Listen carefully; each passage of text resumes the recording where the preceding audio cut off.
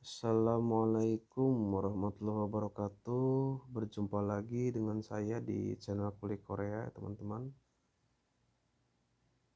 Dalam kesempatan video kali ini, saya masih seputar menjawab pertanyaan teman-teman, yang dimana banyak sekali teman-teman yang bertanya, di mana sih proses visa D311, seperti itu. Jadi insya Allah dalam video kali ini saya akan coba menjelaskannya, teman-teman. Sebelumnya saya mau bilang sama teman-teman, untuk proses D311 itu seumpamanya teman-teman ada yang menawarkan ya, atau ada yang menawarkan pihak-pihak PT atau orang-orang tertentu yang menawarkan jasa untuk proses visa D311 ke Korea atau visa training. Nah, teman-teman wajib mengenali beberapa hal. Mana proses yang benar, mana proses yang fiktif ya teman-teman. Jadi ketika teman-teman ditawarkan atau mau proses visa D311 itu, teman-teman wajib menanyakan nama perusahaannya. Pertama, nama perusahaan yang di Korea, dan yang kedua nama perusahaan anak cabang Korea yang berada di Indonesia ya teman-teman. Itu sangat wajib teman-teman harus mengetahui sebelum mengikuti proses visa D311 ini. Kenapa saya bilang seperti itu? Karena untuk menghindari dari hal-hal yang tidak diinginkan, dari orang-orang yang tidak bertanggung jawab, dari oknum-oknum ya teman-teman. Jadi itu hal yang sangat penting kalau menurut saya. Sebelum teman-teman proses visa D311 ini, alangkah baiknya teman-teman bertanya apa nama perusahaan yang akan tempat saya training di Korea, dan apa nama anak cabangnya yang di Indonesia. Jadi untuk proses 3D311 ini ada visa D311 Korea ini adalah visa training ya teman-teman, dimana kita orang Indonesia mau training ke Korea, otomatis kita akan training dulu di anak cabangnya yang berada di Indonesia ya teman-teman. Contoh seperti ini. Misalkan teman-teman ikut proses visa D311, kemudian misalkan teman-teman sudah mengetahuinya, nama perusahaan yang di Korea itu misalkan nama perusahaan A ya teman-teman. Nah, kalau memang benar proses visa D311 ini benar-benar prosesnya, agennya mengurusnya benar, pasti teman-teman akan kasih tahu nama perusahaan yang berada di Korea ini, misalkan perusahaan A, dan kemudian teman-teman pasti akan ditrainingkan di perusahaan anak cabang A yang berada di Indonesia gitu.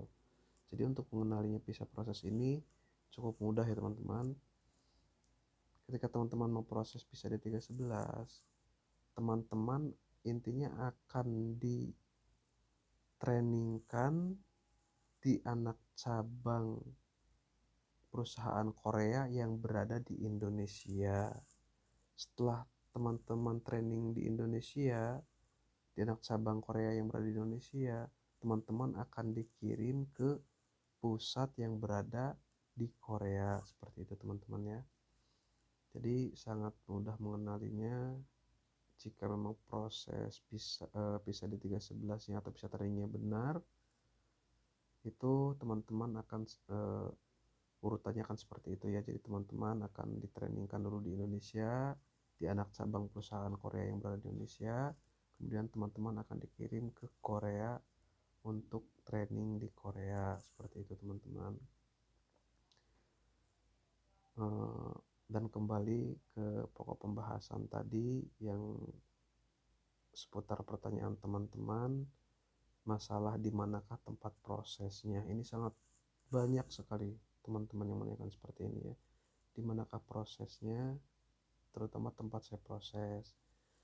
Dan kesempatan ini saya menjawabnya dengan uh, berat hati. Saya pun tidak bisa memberi jawaban yang bisa memuaskan mungkinnya bagi teman-teman, sebab saya tidak bisa memberitahu atau tidak bisa merekomendasikan tempat atau PT yang telah memberangkatkan saya. Mohon maaf yang sebesar-besarnya teman-teman. Bukannya saya pelit informasi, berhubung tahap kedua saya tidak berangkat, jadi saya itu ada dua tim 1 dan tim 2. Saya tim 1 dan teman saya tim 2 itu gagal untuk berangkat menyusul saya gitu.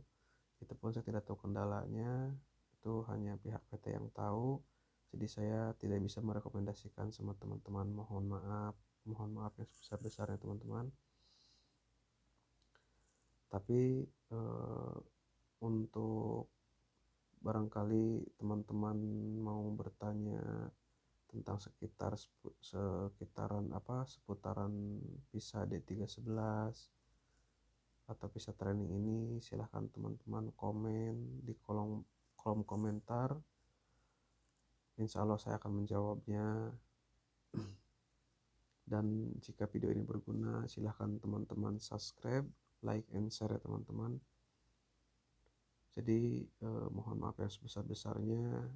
Bukannya saya pelit informasi, saya tidak bisa merekomendasikan atau memberitahu PT yang telah memberangkatkan saya, berhubung tim kedua saya tidak berangkat ya teman-teman. Jadi saya tidak bisa memberitahukan. Dan untuk video kali ini mungkin hanya sekian saja dulu.